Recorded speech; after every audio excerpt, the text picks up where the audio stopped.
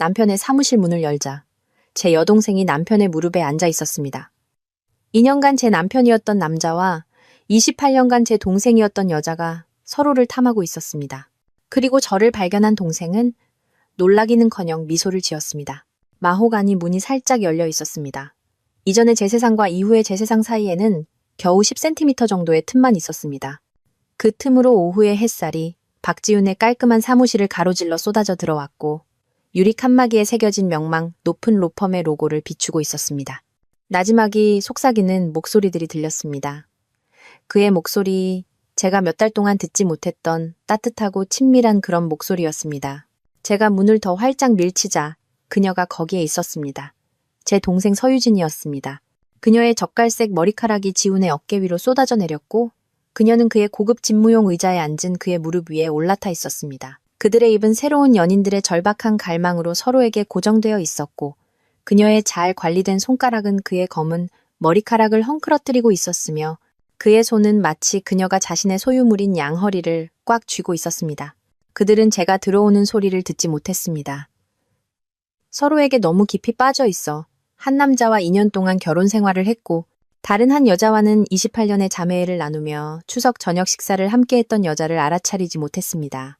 저는 영원처럼 느껴졌지만 아마도 단 몇 초에 불과했을 시간 동안 거기에 서서 제 인생 전체가 먼지로 부서져 내리는 것을 지켜보았습니다.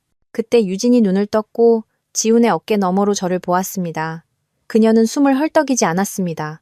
허둥지둥 물러서지도 않았습니다. 심지어 놀란 기색조차 없었습니다. 그녀는 미소를 지었습니다. 제 이름은 서유나이고 그 순간까지 저는 제가 정확히 누구인지 안다고 생각했습니다. 저는 직접 싼 도시락과 격려의 메모를 서류 가방에 넣어주던 아내였습니다. 저는 생일 축하 전화를 한 번도 놓치지 않았고 언제나 기댈 어깨를 내어주던 언니였습니다.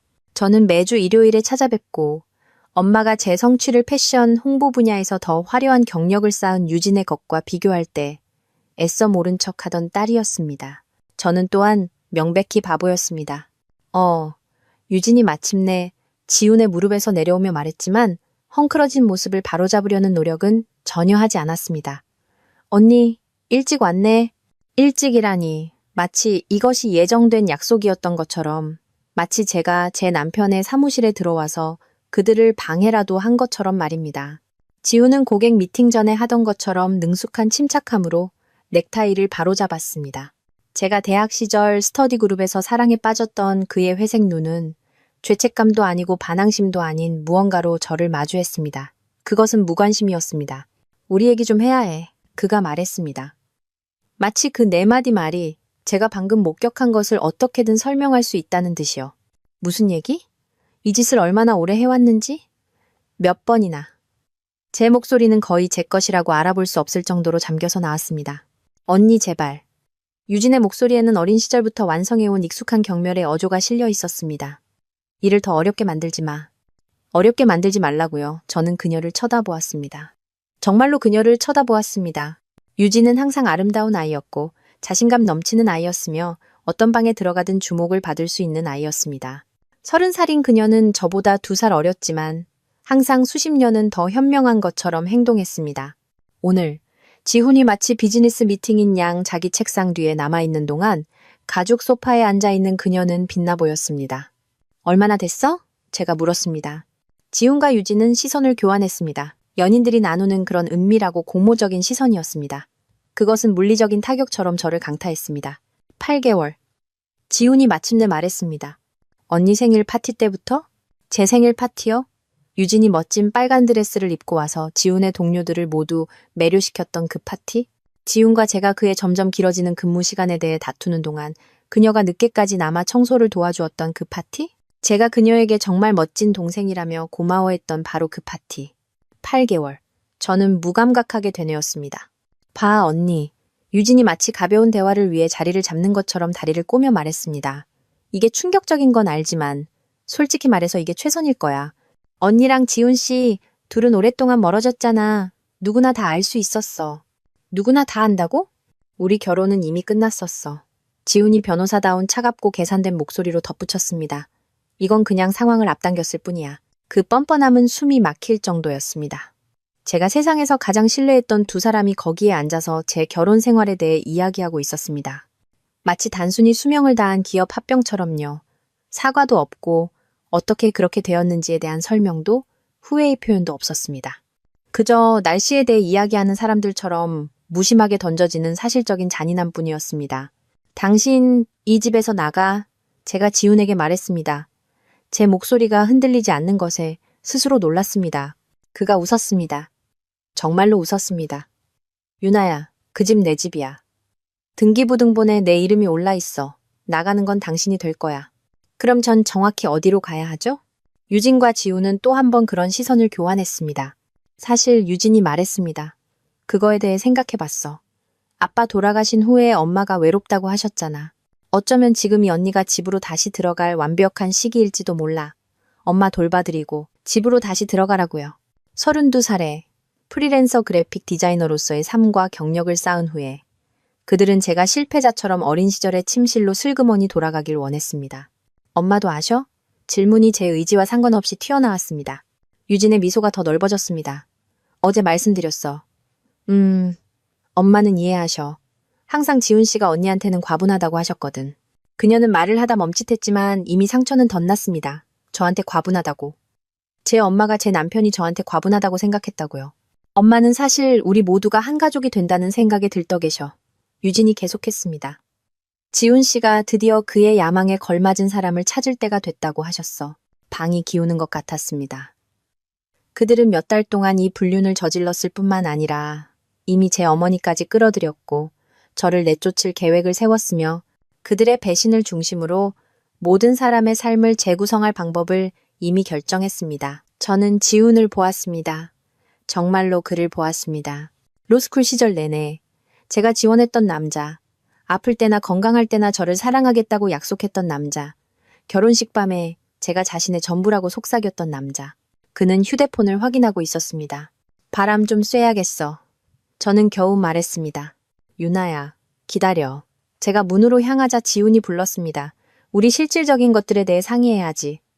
이혼, 재산 분할 같은 거. 재산? 제가 그를 마주보며 돌아섰습니다. 무슨 재산, 지훈 씨? 모든 게 당신 이름으로 되어 있잖아. 기억나? 세금 문제 때문에 그렇게 해야 한다고 당신이 고집했잖아. 그는 잠시나마 불편해 보이는 기색을 보였습니다. 그래. 하지만 뭔가 해결책을 찾을 수 있을 거야. 난 비합리적인 사람이 아니니까.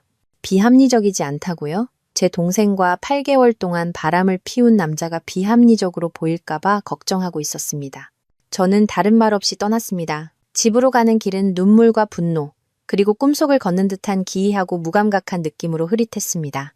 우리 집, 아니 지훈의 집은 우리가 언젠가 아이들로 채우자고 이야기하며 함께 골랐던 조용한 고급 아파트 단지 끝에 있었습니다. 저는 차도에 20분 동안 앉아서 활기찬 노란색 페인트가 칠해진 현관문과 지난 봄에 제가 심었던 화단을 멍하니 바라보았습니다. 모든 것이 똑같아 보였지만 저는 마치 다른 사람의 삶을 방문한 외계인처럼 느껴졌습니다. 집 안은 제 망상의 모든 증거를 담고 있었습니다. 벽난로 위에는 결혼 사진이, 책장에는 그의 책과 섞여 있는 제 책들이 있었습니다. 그날 아침 제가 썼던 커피 머그잔이 싱크대에 그대로 놓여 있었습니다. 가장자리에 묻은 립스틱 자국은 마치 범죄 현장의 핏자국 같았습니다. 저는 어머니에게 전화했습니다. 유나야, 얘야. 엄마의 목소리는 조심스럽게 중립적이었습니다. 유진이가 네가 전화할지도 모른다고 하더구나. 다 얘기 들었니? 들을 만큼 들었어요. 오, 얘야. 힘든 거 알지만 때로는 이런 일이 그냥 일어나기도 한단다. 지훈이랑 유진이. 둘은 서로 잘 어울려. 둘 다 야망 있고 둘 다 성공했잖아. 저도 성공했어요. 제가 말을 끊었습니다. 제 사업도 있다고요. 청첩장 디자인하는 게 정확히. 저는 기업 브랜딩을 해요, 엄마. 진짜 고객들이 있다고요. 물론 그렇지, 얘야. 하지만 솔직히 말해보자. 유진이는 지훈의 세계에서 움직이잖아. 그녀는 그의 압박감, 그의 목표를 이해해. 어쩌면 이건 그냥 자연의 섭리 같은 걸지도 몰라. 자연의 섭리요. 제 어머니는 제 결혼을 자연 다큐멘터리처럼 취급하고 있었습니다. 그래서 엄마는 걔 편을 드시는 거예요? 편드는 게 아니야. 유나야. 현실적으로 생각하는 거지. 너랑 지훈이는 1년 동안 문제가 있었잖아. 누구나 다 알 수 있었어. 그리고 유진이. 걔가 이걸 계획한 건 아니야. 사랑이 그냥 일어난 거지. 사랑. 그들은 그것을 사랑이라고 불렀습니다. 전 어디서 살아야 하죠, 엄마? 알다시피 여긴 언제나 환영이야. 내 방은 그대로 있단다. 그리고 솔직히 나도 도움이 필요해. 집이 혼자 관리하기에는 너무 커지고 있거든. 위로상이 주어졌습니다. 제 남편이 제 동생을 훔쳤든, 제 동생이 제 남편을 훔쳤든 간에 저는 집으로 돌아가 어머니의 살아있는 간병인이 될 수 있었습니다. 생각 좀 해봐야겠어요. 제가 말했습니다. 물론이지. 필요한 만큼 시간을 가져. 하지만 유나야, 일을 험악하게 만들지는 마렴. 모두를 위해서 말이야. 모두를 위해서. 제 자신을 위해서가 아니라 모두를 위해서. 저는 전화를 끊고 와인 한 잔을 따랐습니다. 그리고 또 한 잔. 그리고 또 한 잔. 밤 9시 30분에 지훈이 집에 돌아왔을 때 저는 빈병 하나와 명료해진 머리로 거실에 앉아 있었습니다.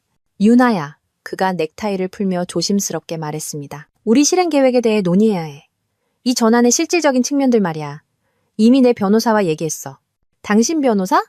유나야, 제발 내가 하는 모든 말을 따라하지 마. 유치하잖아. 유치하다고? 방금 인생이 파괴된 여자가 유치하다고요. 합리적인 합의 제안서를 작성했어. 그가 서류 가방에서 폴더를 꺼내며 계속했습니다. 우리 자산 대부분이 혼전 재산이거나 내 명의로 되어 있는 점을 고려해서 관대하게 대처할 준비가 되어 있어. 일시불 지급금이 있고 내 이사 비용은 내가 부담할게. 저는 폴더를 받아서 읽지 않고 휙휙 넘겼습니다. 얼마? 3천만 원. 고려해보면 충분히 공정한 금액이야. 뭘 고려해서요? 당신이 8개월 동안 내 동생과 바람 피운 걸 고려해서? 유나야, 네가 상처받은 건 이해해. 상처? 저는 일어섰습니다. 제 자신의 안정감에 놀랐습니다. 난 상처받지 않았어, 지훈 씨. 상처는 누가 실수로 내 발을 밟았을 때나 쓰는 말이야. 이건 파멸이야. 이건 내가 내 인생에 대해 안다고 생각했던 모든 것의 완전한 소멸이라고. 봐, 이런 일은 일어나. 사람들은 멀어지고 변하기도 해. 유진이와 내가 가진 건 진짜야. 내가 전에 한 번도 경험해보지 못한 거라고. 우리가 가졌던 건 뭔데? 우린 적절한 시기라고 생각해서 결혼한 친구들이었어. 하지만 유나야, 솔직해져봐. 네가 유진이처럼 나를 바라본 게 마지막이 언제였어? 우리가 식료품 목록이나 주말 계획보다 더 깊은 대화를 나눈 게 마지막이 언제였냐고? 끔찍한 것은 그가 완전히 틀린 말은 아니라는 것이었습니다. 우리는 멀어졌습니다. 우리는 틀에 박힌 생활에 빠졌습니다. 하지만 저는 그것이 정상이라고 생각했습니다.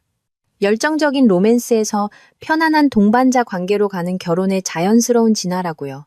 그래서 그게 당신이 바람 피울 권리를 줬다는 거야? 난 이걸 계획하지 않았어. 유진이도 마찬가지고 그냥 일어난 일이야. 8개월 동안. 그냥 일어났다고. 유나야, 제발 이 일을 필요 이상으로 어렵게 만들지 마. 또 그 말이었습니다. 어렵게 만들지 마.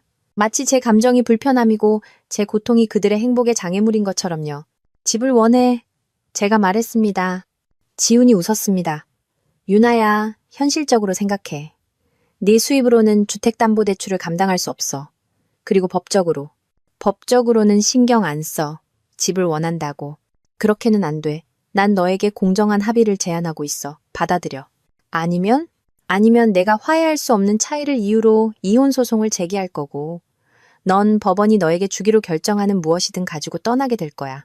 모든 게 내 명이고 우리에겐 아이도 없으니 많지는 않을 거야. 그는 모든 것을 계획해뒀습니다. 변호사는 모든 각도를 계산하고 모든 기반을 다져놓았습니다. 저는 제 3천만 원을 받고 조용히 사라져야 했습니다. 그가 제 동생과 새로운 삶을 시작할 수 있도록요. 언제 나가길 원해? 이달 말까지 다른 곳을 찾을 시간으로 2주를 주는 거야. 2주? 그는 제가 몇 년에 걸쳐 쌓아온 삶을 해체하는 데 2주를 주었습니다. 알았어. 제가 말했습니다. 지우는 놀란 듯 보였습니다. 알았다고? 알았어. 이달 말까지 나갈게. 좋아. 우리가 이 일을 성숙하게 처리할 수 있어서 기쁘네. 거의 1년 동안 제 동생과 비밀 연애를 해온 남자가 우리 둘의 성숙함을 축하하고 싶어 했습니다. 그날 밤 지훈이 게스트룸에서 잠자리에 든 후 분명 그의 양심에도 어느 정도 한계는 있었나 봅니다. 저는 컴퓨터 앞에 앉아 동이 틀 때까지 계획을 세우기 시작했습니다. 저는 항상 연구하는 사람이었습니다. 그것이 저를 제 일에 능숙하게 만들었습니다. 저는 고객 회사를 깊이 파고들어 그들의 가치와 경쟁사를 이해하고 그들의 이야기를 시각적으로 표현할 완벽한 방법을 찾아냈습니다. 이제 저는 그 똑같은 기술을 제 남편과 동생이 제게 정확히 무슨 짓을 했는지 이해하는 데 쏟아부었습니다. 제가 발견한 첫 번째 사실은 지훈이 제가 생각했던 것보다 더 신중했다는 것입니다. 집, 차, 심지어 우리의 공동 은행 계좌까지 모든 것이 저의 혼인 재산에 대한 청구를 최소화하도록 구성되어 있었습니다. 모든 주요 구매는 우리 결혼 직전에 이루어지거나 사업 비용으로 정당화되었습니다. 박지훈 변호사는 분명 결혼식 날 이전부터 이혼 가능성을 계획하고 있었던 것입니다. 제가 발견한 두 번째 사실은 이것이 그들의 첫 번째 로데오가 아니라는 것이었습니다. 소셜미디어 아카이브를 뒤지고 사진과 타임라인을 교차 참조하며 3일을 파헤친 끝에 저는 그 패턴을 찾아냈습니다. 지훈은 자매 관계에 있는 여성들과의 관계 이력이 있었습니다. 말 그대로는 아니지만 친한 여자친구, 사업 파트너, 서로의 사회적 서클에 존재하는 여성들이었습니다. 그의 이전 여자친구는 그녀의 가장 친한 친구에게 빼앗겼습니다. 그 전의 여자는 동료에게 그를 잃었습니다. 그리고 제 아름답고 매력적인 동생 유진에게도 그녀만의 패턴이 있었습니다. 이미 짝이 있는 남자들과 얽히면서 끝난 3번의 이전 관계가 있었습니다. 그녀는 어떤 사람들이 빈티지 와인을 수집하듯 가질 수 없는 남자들을 수집했습니다. 그들은 사랑에 빠진 것이 아니었습니다. 그들은 서로를 발견한 것이었습니다. 전리품보다 사냥을 더 즐기는 2명의 포식자였습니다. 제가 이 사실을 아직 소화하고 있을 때 초인종이 울렸습니다. 유진이 와인 한 병을 들고 현관에 서 있었는데 제가 공격적인 동정심이라고밖에 표현할 수 없는 표정을 짓고 있었습니다. 언니, 우리 얘기 좀 해야 해. 그래야 하나? 들어가도 돼? 저는 궁금증에 못 이겨 옆으로 비켜섰습니다. 유진은 제가 골랐던 그리고 그녀가 곧 살게 될 집의 소파에 앉아 묻지도 않고 와인 2잔을 따랐습니다. 언니가 지금 나를 미워하는 거 알아? 그녀가 시작했습니다. 사실 아니야. 내가 뭘 느끼는지 확실하지 않지만 미움은 아니야. 잘 됐네. 왜냐하면 난 정말 우리가 자매로서 이 문제를 해결할 수 있다고 생각하거든.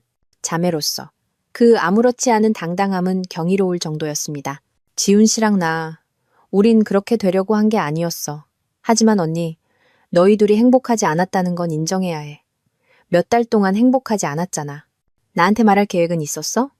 언제라도? 물론이지. 우린 그냥 확실해지고 싶었어. 만약 잘 안 될 거였다면 불필요하게 언니를 상처 주고 싶지 않았거든. 참 배려심도 깊으셔라. 언니 비꼬지 마. 언니한테 안 어울려. 유진은 와인을 한 모금 마시고 제가 알아보기 시작한 그 계산적인 표정으로 저를 살폈습니다. 사실은 지훈 씨랑 나는 서로 잘 맞아. 정말로. 우린 서로에게 지적인 도전을 주거든. 우리는 같은 목표, 같은 관심사를 가지고 있어. 같은 도덕적 잣대의 완전한 부재도. 봐, 이게 바로 내가 말하는 거야. 언니의 이 비통하고 복수심에 불타는 모습. 매력적이지 않아, 언니. 그게 애초에 지훈 씨랑 관계가 틀어진 이유 중 하나야. 저는 그녀를 쳐다보았습니다. 내 불륜을 내 탓으로 돌리는 거야? 누굴 탓하는 게 아니야. 그냥 언니가 결혼 생활에 좀 더 노력을 기울였다면, 지훈 씨와 함께 성장하려고 노력했다면, 정체되어 있지 않았다면 어땠을까 하는 말이야. 내가 정체되어 있었다고? 언니, 로맨스 소설이 아닌 책을 마지막으로 읽은 게 언제야? 정치나 시사에 대해 혹은 중요한 무언가에 대해 의견을 가졌던 게 마지막이 언제였냐고? 지훈 씨는 지적인 자극이 필요해. 그와 보조를 맞출 수 있는 파트너가 필요하다고. 그 아무렇지 않은 잔인함은 숨이 막혔습니다. 그녀는 제 거실에 앉아 제 와인을 마시고 제 남편과 함께 제 집에 이사 올 준비를 하면서 제가 왜 이런 일을 당할 만한지를 설명하고 있었습니다. 뭘 원해? 유진아? 우리가 괜찮아지길 바라. 이게 언니가 부족해서가 아니라는 걸 이해해줬으면 해. 그냥 궁합의 문제일 뿐이야. 지훈 씨와 나는 언니와 그가 결코 맞지 않았던 방식으로 잘 맞아. 그럼 너랑 나는 자매로서 궁합이 잘 맞아? 유진의 미소는 빛났습니다. 물론이지. 우린 가족이잖아. 이건 변하지 않아. 이건 변하지 않아. 저는 천천히 되뇌었습니다. 언니, 지금 당장은 보기 힘들겠지만 장기적으로 보면 이건 모두에게 좋은 일이 될 거야. 언니는 언니에게 더 잘 맞는 사람, 언니의 더 소박한 자질을 알아주는 사람을 찾게 될 거야. 그리고 지훈 씨와 나는 함께 진짜 무언가를 만들어갈 수 있고. 소박한 자질. 무슨 말인지 알잖아. 언니는 자상하고 다정하고 가정적이잖아. 그건 멋진 일이지만 지훈 씨가 필요로 하는 건 아니야. 그는 자신의 야망에 걸맞은 사람이 필요해. 그의 세계를 이해하는 사람. 너 같은 사람, 바로 그거야. 유진은 와인을 다 마시고 휴대폰을 확인했습니다. 나 가봐야겠다. 지훈 씨가 저녁 먹으러 데리러 온대. 로펌 선배 파트너들이랑 만나는 자리야. 그녀는 이미 변호사의 아내 역할을 하고 있었고 이미 그의 전문적인 세계에서 네트워킹을 하고 자신을 자리매김하고 있었습니다. 한편 저는 우아하게 무대 왼쪽으로 퇴장할 것으로 기대되었습니다. 언니, 유진이 문 앞에서 잠시 멈췄습니다. 모두를 위해서 이 일을 필요 이상으로 어렵게 만들지 마. 또 그 말이었습니다. 그 집안의 가훈인가 봅니다. 그녀가 떠난 후 저는 거실에 앉아 제 안에서 무언가 변하는 것을 느꼈습니다.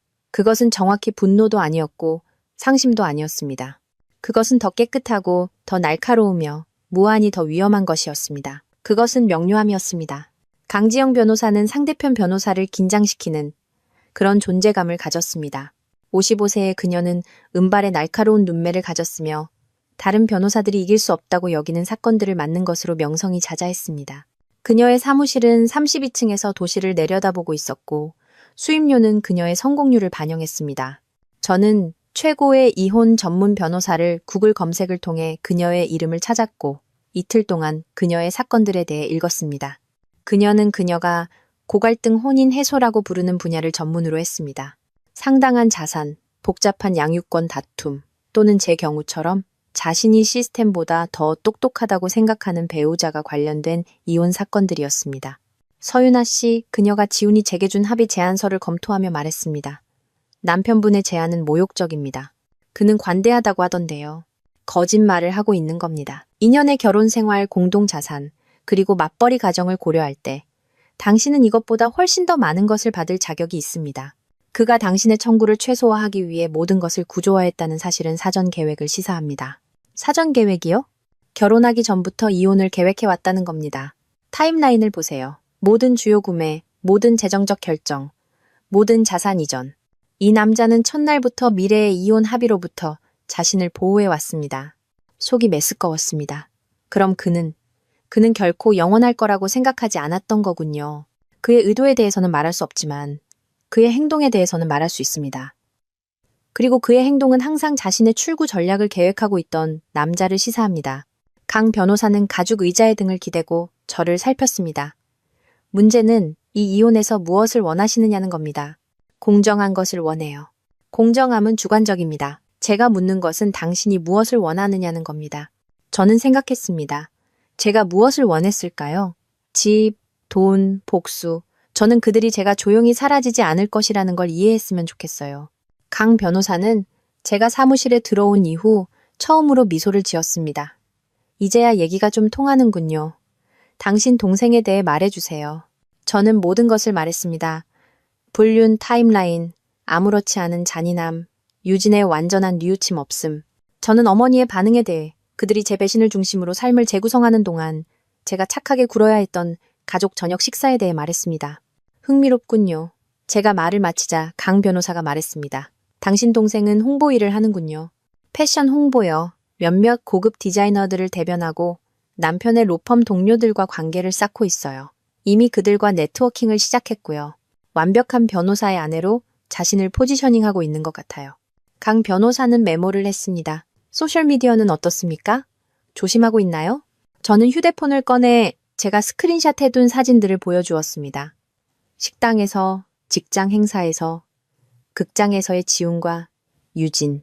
항상 전문적으로 보이도록 조심스럽게 연출되었지만 무슨 일인지 아는 사람에게는 명백히 보일 친밀함이 있었습니다. 조심하고 있군요.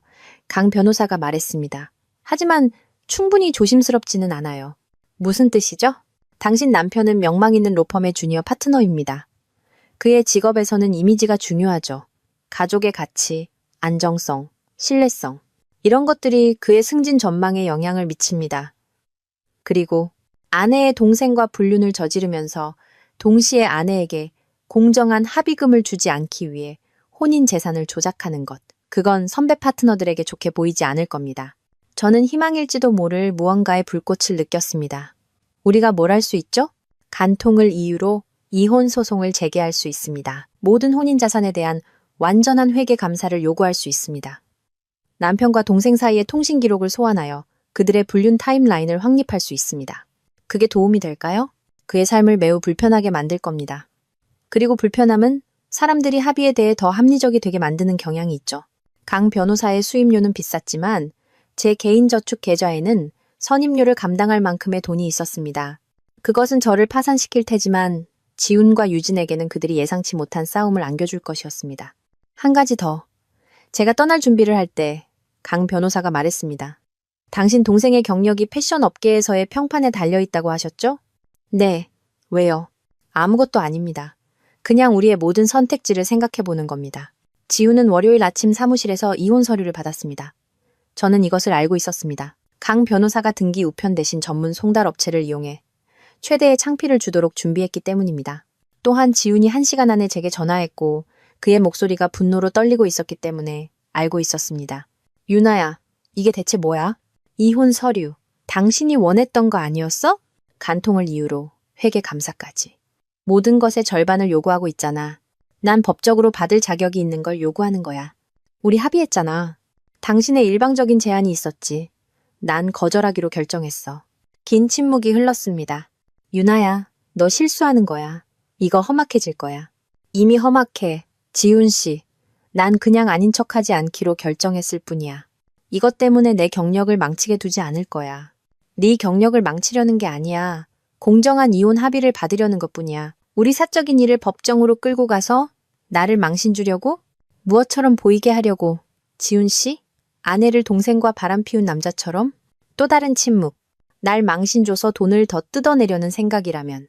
널 망신 주고 싶지 않아. 하지만 네가 아무런 대가 없이 새로운 삶을 시작할 수 있도록 조용히 사라지지는 않을 거야. 유나야, 잘 들어. 이 소송을 계속 진행하면 넌 후회하게 될 거야. 나에겐 자원과 인맥이 있어. 지금 나 협박하는 거야? 경고하는 거야. 물러서 합의 제안을 받아들이고 떠나. 그렇지 않으면 상황은 너에게 훨씬 더 나빠질 거야. 저는 그에게 전화를 끊었습니다. 2시간 안에 유진이 제 문 앞에 나타났습니다. 이전 방문과 달리 그녀는 와인을 가져오지도 동정적인 표정을 짓지도 않았습니다. 그녀는 분노에 차 있었습니다. 언니, 이거 멈춰야 해. 뭘 멈춰? 이 어처구니 없는 소송. 지금 지훈 씨 평판에 무슨 짓을 하고 있는지 알아? 난 이혼하는 중이야. 꽤 흔한 절차지. 넌 지금 앙심을 품고 유치하게 굴고 있어. 그리고 그건 역효과를 낳을 거야. 지훈 씨에겐 친구들이 있어. 언니. 중요한 친구들. 판사, 검사, 다른 변호사들. 그의 인맥을 가진 사람과 싸워서 이길 수 없어. 두고 봐. 유진은 더 가까이 다가왔고 처음으로 저는 그녀의 눈에서 진정한 걱정을 보았습니다. 언니, 난 널 도우려는 거야. 계속 이렇게 밀어붙이면 지훈 씨가 널 망가뜨릴 거야. 다시는 일도 못하고 신용도 잃고 결코 뭐라고? 내가 쌓아온 삶에 걸맞지 않게 된다고? 그런 뜻이 아니었어. 정확히 그런 뜻이었어. 너희 둘 다. 너희는 내가 버려도 되는 사람이라고 결정했고 너희가 던져주는 부스러기에 감사해야 한다고 생각했지. 그리고 나서 너희가 행복하게 살 수 있도록 사라져야 한다고. 언니, 제발 네가 뭘 하고 있는지 생각해봐. 엄마를 생각해. 가족을 생각해. 나도 가족을 생각하고 있어. 어떤 가족이 자기 가족 중 한 명을 파괴하고 나서 그 일에 대해 고마워하라고 요구하는지 생각하고 있다고. 유진의 가면이 완전히 벗겨졌습니다. 좋아. 강하게 나가고 싶어? 인맥 있는 건 지훈 씨뿐만이 아니야. 난 패션계에서 일해. 언니, 사진작가, 기자, 소셜미디어 인플루언서들을 알아. 나도 내 인생을 아주 어렵게 만들 수 있어. 그거 협박이야? 약속이야. 이 소송 멈춰. 그렇지 않으면 우리가 네가 정말 어떤 사람인지 모두에게 알려줄 테니까. 내가 어떤 사람인데, 유진아? 아기로 자기 언니의 행복을 망치려는 사람. 저는 그녀를 쳐다보았습니다. 정말로 그녀를 쳐다보았습니다. 항상 제가 갖지 못한 모든 것이었던 아름답고 자신감 넘치는 여자.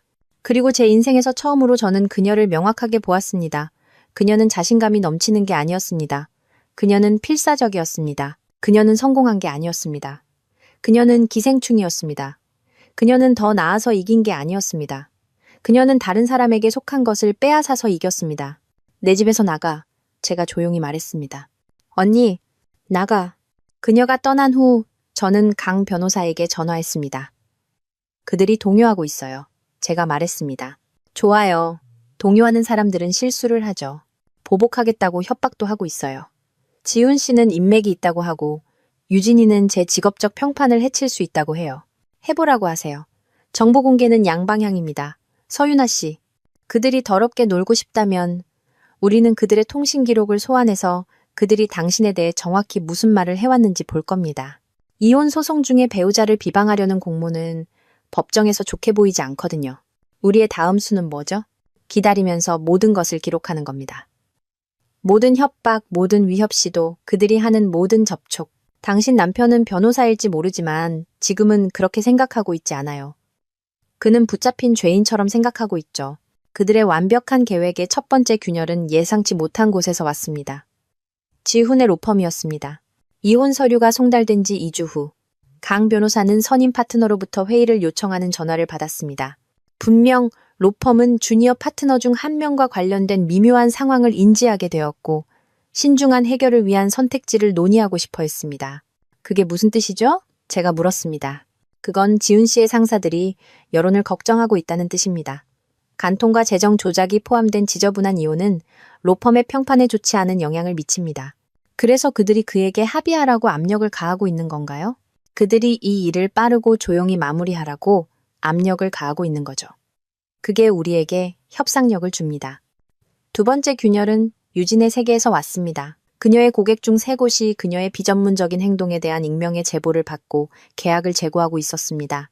분명 누군가가 그녀의 사생활에 대한 세부 사항을 업계 관계자들과 공유하고 있었던 것입니다. 이거 당신이 한 건가요?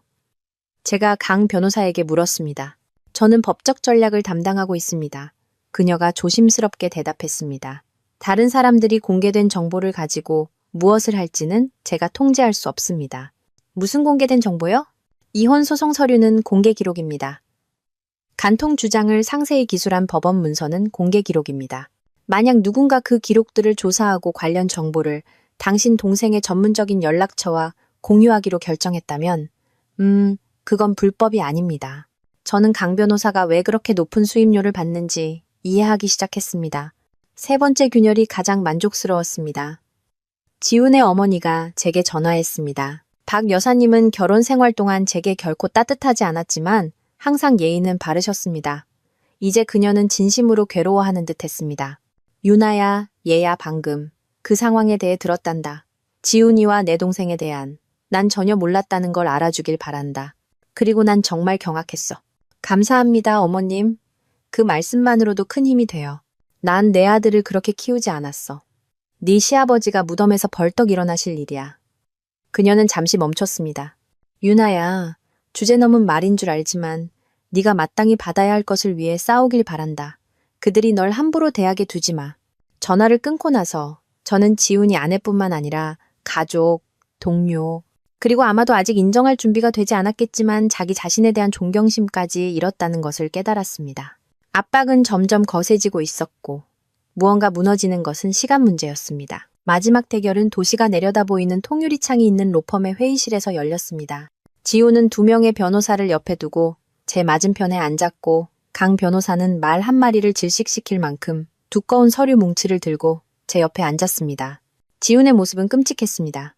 평소 완벽했던 머리는 헝클어져 있었고 비싼 양복은 구겨져 있었으며 눈 밑에는 검은 다크서클이 있었습니다.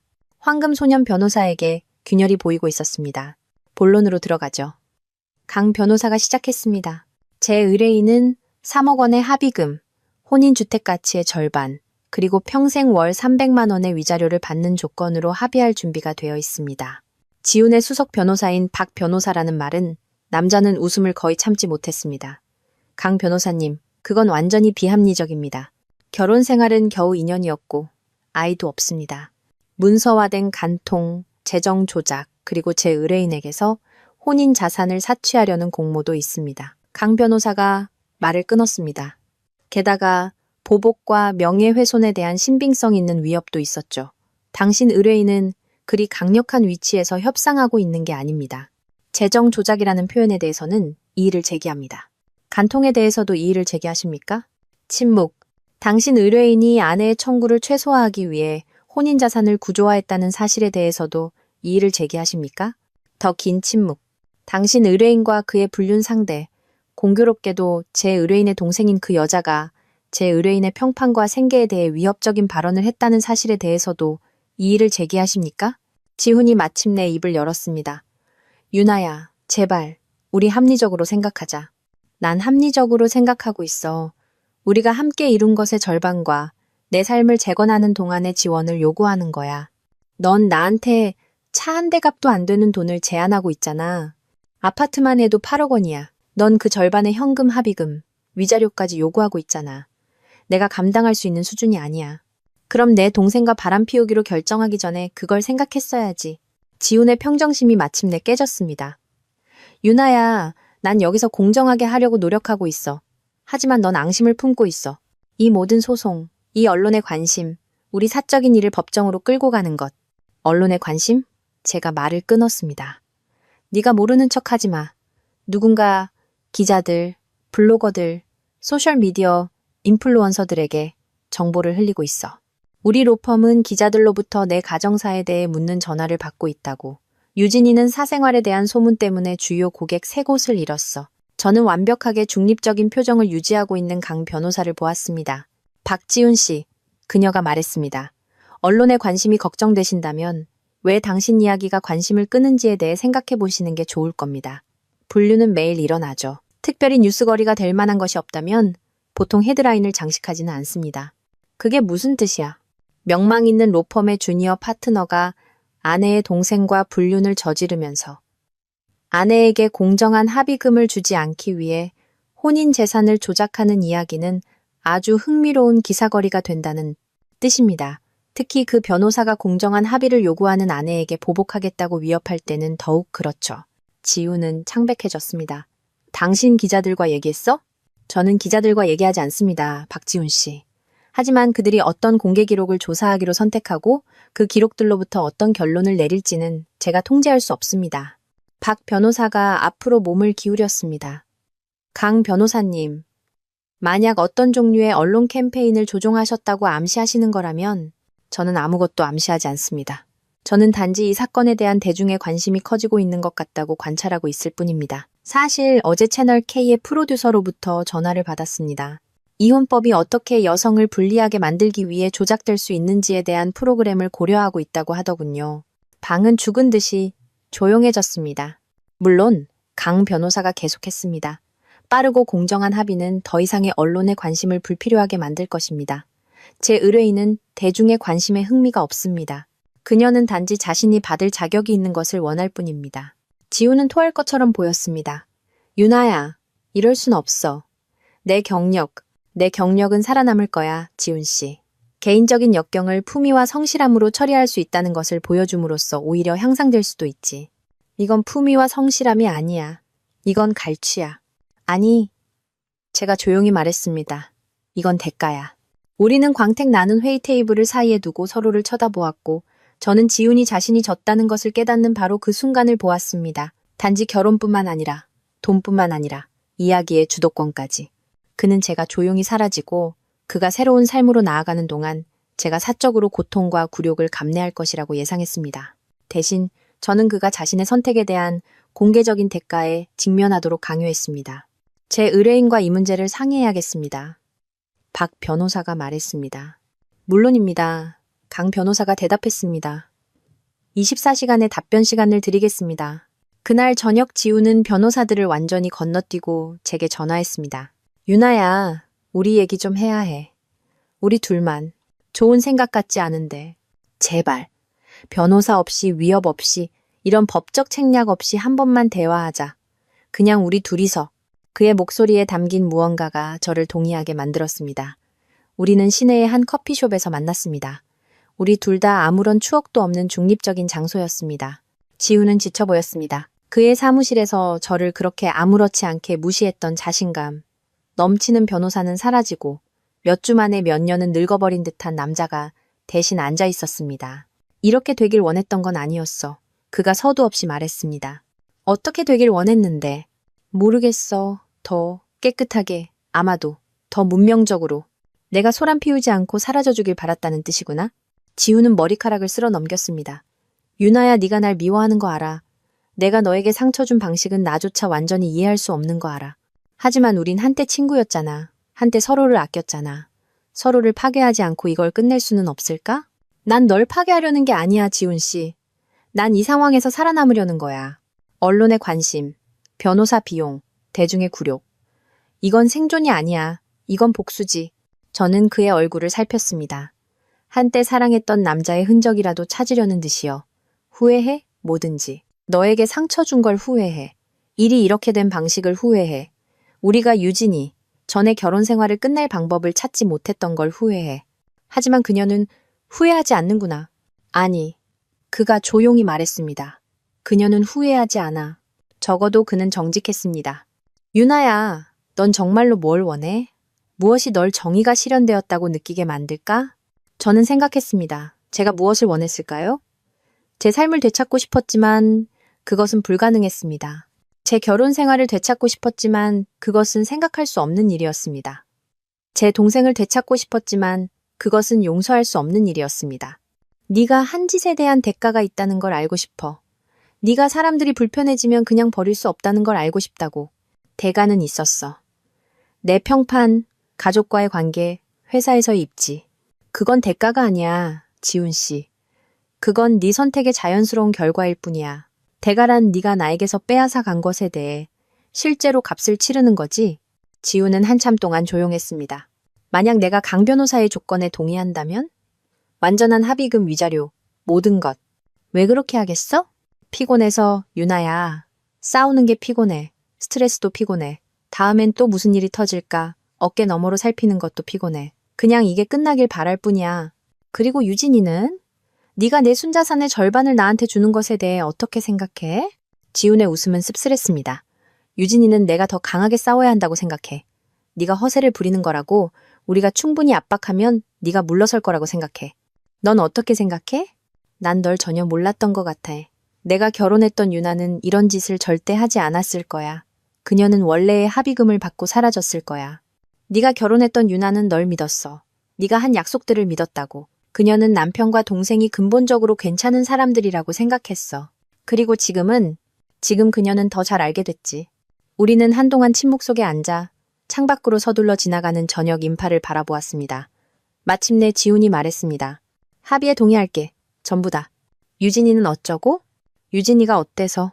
이 일에 대해 기뻐하지 않을 텐데. 그거 감당할 준비는 됐어? 지훈의 미소는 슬펐습니다. 유나야, 지난 한 달 동안 네 동생에 대해 흥미로운 걸 배웠어. 그녀는 다른 사람에게 속한 것을 원하는데 아주 능숙해. 하지만 실제로 그것을 갖는 데 드는 비용에 대해서는 덜 열정적이야. 무슨 뜻이야? 성공한 변호사와 함께하는 것에 들떠 있었다는 뜻이지.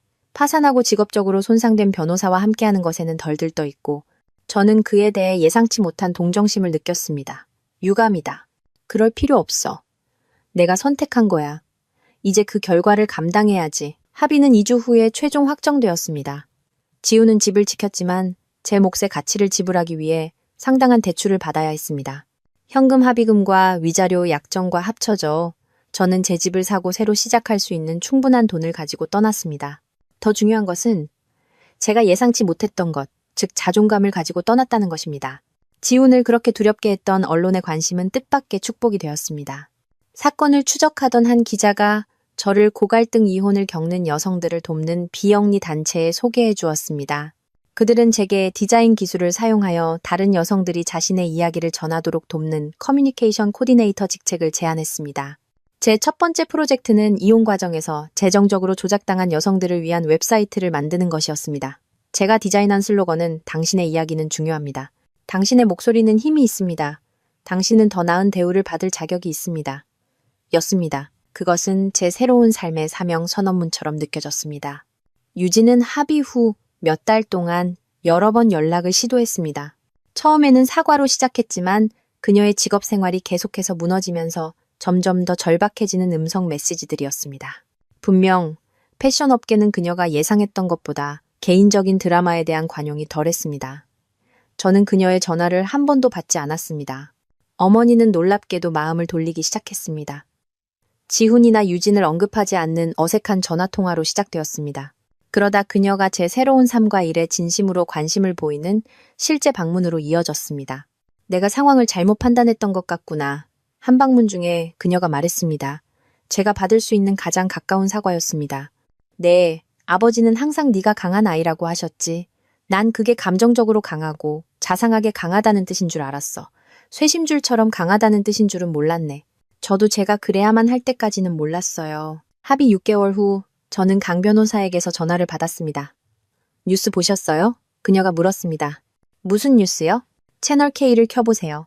저는 지역 뉴스 채널로 돌렸고 법조계의 직업적 비행에 대한 프로그램의 끝부분을 겨우 볼 수 있었습니다. 앵커가 부적절한 고객 자금 처리와 이해 상충과 관련된 최근 윤리조사에 대해 논의할 때 지훈의 사진이 화면에 스쳐 지나갔습니다. 이게 무슨 뜻이죠? 제가 강 변호사에게 물었습니다. 전 남편의 문제가 이혼을 넘어섰다는 뜻입니다. 우리 사건으로 시작된 조사가 그의 직업적 행동에 대한 더 깊은 조사로 이어진 것 같습니다. 이게 우리가 한 일과 관련이 있나요? 직접적으로는 아니지만 때로는 어두운 구석에 빛을 비추면 예상보다 더 많은 것을 발견하게 되죠. 저는 복잡한 감정으로 뉴스 프로그램을 보았습니다. 저는 지훈이 파멸하기를 원했던 것이 아니라 단지 책임을 지기를 바랐을 뿐입니다. 하지만 행동에는 대가가 따랐고 그의 행동은 분명 우리 결혼 생활을 훨씬 넘어섰습니다. 진짜 헤드라인은 3일 후에 텔레비전이 아닌 제 이메일함에 도착했습니다.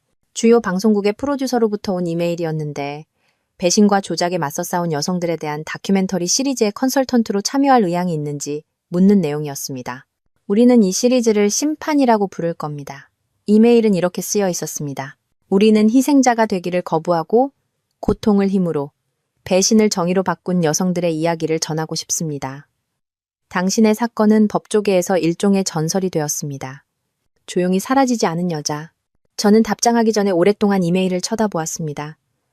1년 전이었다면 제 사생활이 대중의 오락거리가 된다는 생각에 몹시 당황했을 것입니다. 이제 저는 그것을 다른 여성들이 배신을 조용히 받아들일 필요가 없다는 것을 이해하도록 도울 기회로 보았습니다. 관심 있습니다. 저는 답장했습니다. 하지만 제 이야기가 어떻게 다뤄질지에 대한 편집권을 원합니다. 그리고 수익의 일부는 비슷한 상황에 처한 여성들을 돕는 단체에 기부되기를 원합니다. 다큐멘터리는 8개월 후에 방영되었습니다. 제 사건에 대한 에피소드의 제목은 남편 사무실에 들어갔다가 동생이 그의 무릎에 앉아 있는 것을 발견했다. 내가 다음에 한 일은 헤드라인을 장식했다였습니다. 그것은 시리즈 중 가장 높은 시청률을 기록한 에피소드였습니다. 저는 이제 홍대 근처의 작은 집에 삽니다. 노출된 벽돌벽과 공간을 빛으로 가득 채우는 거대한 창문이 있는 곳입니다. 제 디자인 사업은 제가 상상했던 것 이상으로 성장했습니다. 부분적으로는 다큐멘터리를 보고 자신의 이야기를 통제하는 힘을 이해하는 사람과 일하고 싶어하는 여성들의 추천 덕분이었습니다. 저는 새로운 사람을 만나고 있습니다. 제 이야기가 스캔들이라기보다 영감을 준다고 생각하는 민준이라는 이름의 선생님입니다. 제 강인함에 위축되기보다 존경하는 사람입니다. 우리는 편의와 가정보다는 정직과 상호 존중을 바탕으로 무언가를 천천히 만들어가고 있습니다. 지훈은 변호사 자격이 정지된 후 다른 주로 이사했습니다. 아는 사람들을 통해 그가 작은 회사에서 부동산 등기 업무를 하고 있다는 소식을 들었습니다. 이전의 야망과는 거리가 먼 일입니다. 그와 유진은 합의 7개월 후에 헤어졌습니다. 금지된 로맨스에서 평범한 현실로의 전환을 견디지 못했던 것 같습니다. 유진은 홍보 분야에서 경력을 재건하려고 노력했지만 작은 업계에서는 평판이 따라다닌다는 것을 알게 되었습니다. 마지막으로 들은 소식에 따르면 그녀는 다른 도시의 기업, 커뮤니케이션 회사에서 일하고 있다고 합니다. 존경할 만하지만 눈에 띄지 않는, 생계를 유지하지만 자존심을 채워주지는 못하는 직업입니다. 어머니와 저는 새로운 조건으로 관계를 재건했습니다. 그녀는 매주 일요일 저녁 식사에 오시고 우리는 책과 정치, 그리고 제가 비영리 단체에서 하는 일에 대해 이야기합니다. 그녀는 제가 먼저 꺼내지 않는 한 지훈이나 유진에 대해 절대 언급하지 않으며 저는 거의 그렇게 하지 않습니다. 저는 더 이상 그들을 미워하지 않습니다. 지훈도 유진도 심지어 제가 필요했던 것보다 더 작은 사람으로 살았던 몇 년 동안의 저 자신도 미움은 지치는 일이고 제 에너지를 쓸 더 좋은 일들이 있습니다. 하지만 저는 그들을 용서하지도 않았습니다. 용서는 그들이 한 일이 용서받을 수 있는 일이었다는 것을 암시하며 저는 그렇게 믿지 않습니다. 누군가 살인을 저질렀다고 해서 나중에 미안해 보인다고 용서하지는 않습니다. 배신자들이 그냥 넘어갔다고 해서 배신을 용서하지는 않습니다. 대신 저는 더 강력한 일을 했습니다. 저는 그들을 완전히 넘어섰습니다. 때로는 밤늦게 새 프로젝트를 하거나 거실에서 책을 읽을 때 저는 지훈의 사무실에 들어가 제 세상이 끝나고 있던 그 오후를 생각합니다. 그때의 저, 신뢰하고 수용적이며 갈등을 피하기 위해 스스로를 작게 만들 의향이 있던 여자를 생각합니다. 그 여자는 사라졌습니다. 파괴된 것이 아니라 변형된 것입니다. 그녀의 자리에는 친절을 약점으로 착각하는 사람들에게 더 강하고 더 현명하며 무한히 더 위험한 누군가가 있습니다. 다큐멘터리 프로듀서는 한 가지 점에서 옳았습니다. 저는 특정 집단에서 일종의 전설이 되었습니다. 부당한 대우를 받은 희생자로서가 아니라 부당한 대우를 받는 것이 이야기의 끝이라고 받아들이기를. 거부한 여자로서 제 전화는 때때로 비슷한 상황에 처한 여성들의 전화로 울립니다. 비영리 단체를 통해 제 번호를 알게 되거나 친구의 친구를 통해 제 사건에 대해 들은 여성들입니다. 그들은 항상 똑같이 시작합니다. 어떻게 해야 할지 모르겠어요. 너무 무력하게 느껴져요. 그리고 저는 항상 똑같은 말을 해줍니다. 당신은 무력하지 않아요. 단지 아직 당신의 힘을 어떻게 사용해야 할지 알아내지 못했을 뿐이에요. 왜냐하면 그것이 제가 법적 다툼과 언론의 관심, 그리고 가족 드라마에 몇 달 동안 배운 것이기 때문입니다. 모든 사람은 힘을 가지고 있습니다. 문제는 당신이 그것을 사용할 의향이 있느냐는 것입니다. 저는 그랬습니다. 그리고 그것이 모든 차이를 만들었습니다. 뒤따른 헤드라인은 단지 제 사건에 대한 것만이 아니었습니다. 그것은 선택에 대한 것이었습니다. 맞서 싸우고 더 나은 것을 요구하고 다른 사람의 이야기 속으로 조용히 사라지기를 거부하는 선택. 그것은 모든 여성이 어떤 시점에서 어떤 형태로든 직면하는 선택입니다. 그리고 이제 그들이 제게 그것에 대해 물을 때, 모든 것이 불리해 보일 때, 어떻게 싸울 용기를 찾았는지 알고 싶어 할 때, 저는 진실을 말해줍니다. 용기를 찾은 게 아니에요. 명료함을 찾았죠. 그리고 일단 명확하게 보게 되면 다른 모든 것이 가능해집니다.